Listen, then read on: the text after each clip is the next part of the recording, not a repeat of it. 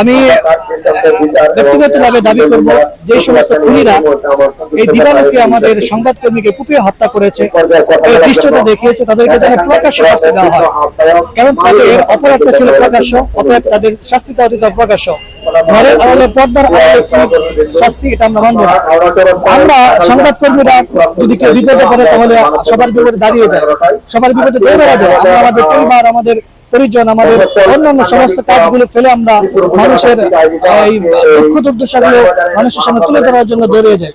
কিন্তু আমার একটা আফসোস হলো, এতগুলো মানুষের সামনে আমাদের সাংবাদিক তুহিন ভাইকে হত্যা করা হয়েছে, কিন্তু একজন মানুষ, একজন পুরুষ তাকে সহযোগিতা করার জন্য এগিয়ে আসলো না। এটা খুবই দুঃখের বিষয়। আমি সরকারের কাছে দাবি জানাবো যে বাংলাদেশের মধ্যে সাংবাদিক নিরাপত্তা যে আইনগুলো রয়েছে, আমাদের স্বরাষ্ট্র মন্ত্রণালয় যে আইনগুলো প্রণয়ন করেছে, সেই আইনগুলোর জন্য বিশ্বব্যাপী বাস্তবায়ন করা হয়। শুধু কাগজে কলমের জন্য না থেকে এগুলোর জন্য বাস্তবায়ন করা হয়, এবং সাংবাদিকদের জন্য স্পেশাল নিরাপত্তা আইন প্রণয়ন করা হয়। এই দাবি জানাচ্ছেন সরকারের কাছে। ধন্যবাদ।